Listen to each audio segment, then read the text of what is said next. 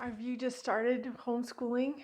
Are you wondering how you're going to do all this? Have you been employed and now you're home full time and it's challenging? And who am I and what's my identity? And if we do unschooling and I'm not the teacher, then what is my role? So much, I know.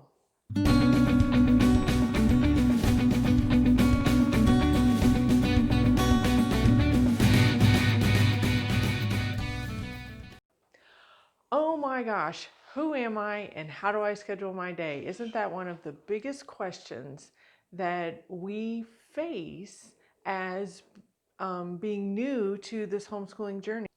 If you've just had a baby and you've decided to stay home, it can be really challenging to create a new identity and find that zone of how it all fits together. And I've struggled with this. I would be the first to admit that it was really hard.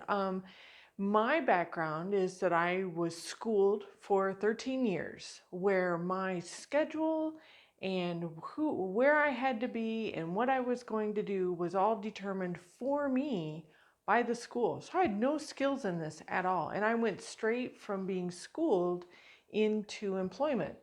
Again, the job set my hours, where I had to be, the workload I had, and when I could go home. I mean, it was all determined.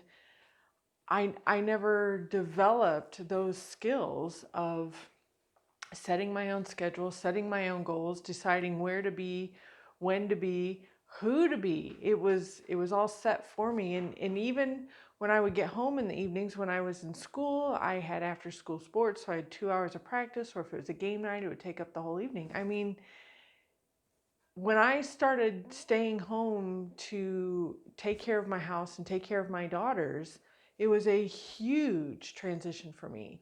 And I've struggled with it for a long time. So I feel where you're coming from. I've been there. What I found is what's been the best tools for me is not actually having a strict schedule, but to find routines. Find my own natural routine. Am I a natural early riser or am I a natural late sleeper? Once I didn't have school or a job determining when I had to get up and when I had to be somewhere, I found, and when I started listening to my body and the rhythms of my body, I found that I'm actually a fairly early riser. It's not uncommon for me to wake up at 5:36 in the morning, and I like it. I never thought I would say that. But it works for me, and I have those 2 to 3 hours in the morning before the rest of my family gets up that I just get to be me. So I can do what I want. I can just relax. I can plan my day. I can work on small projects. Starting the washing is not a good thing to do. They complain about that. But there's little projects that I can work on before anybody else is up. And it's nice to just be me and not be wife and not be mom or anything else like that. So finding those rhythms, finding what works for you. And one of the things that I thought was really, really important to me was, especially now, while we're all home during this COVID-19 lockdown, is that we all need to get up in the morning and have breakfast together. I wanted this. It was important to me. But the thing is, my family members, no, they're late sleepers. 8, 9, it kills me. I'm like, just get out of bed. But they're late sleepers. Their natural rhythm is to sleep later. So we don't do morning breakfast. And you know what? It's okay. I thought this was going to be the breakdown of everything in our family to not have breakfast together. Turns out it's okay. So it's important that when we transition from employment or schooling to home, that we find our own rhythms. We also have to respect the boundaries of our family members and allow them to find their rhythms, and then find the places where they cross and they intersect with each other. So while we don't have breakfast together, we do typically have lunch together.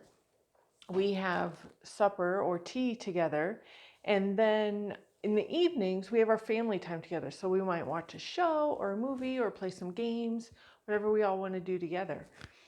But it's taken us time to find these rhythms and to respect each other's boundaries, and that we're not all going to be the same. And so I think the most important thing for us, the moms, the women, is to define who we are first, and put it on paper. You know, this is my time. I'm going to block out time at this time of the day for me to do this, and I'm going to block out time at this time of the day for me to do this, because this is who I am. I take walks, so I block out time for a morning walk and an afternoon walk.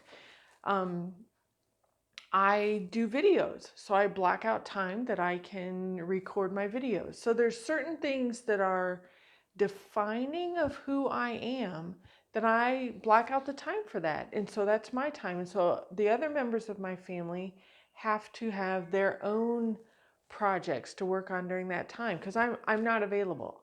Those are my times. Now, if somebody wants to go for a walk with me, they're welcome to. But we're not going to do a lot of talking, because this is my reset time. This is when I am having quiet time for my brain to do some filing and some cross-referencing and some organizing. So it's really important to have that time. So if you're new to homeschooling or new to being a parent in the home full-time with your children, and it is a challenge for you, I hear you. I've been there. It is a new phase of life, and you will get through this. Just take the time to learn your rhythms, to learn your children's rhythms, and then find where they can cross with each other, that you get to have that time together.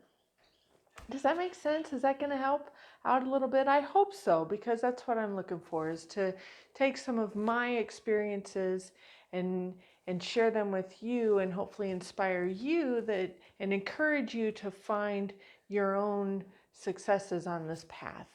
So thank you for joining me today, and I will see you next time. Bye.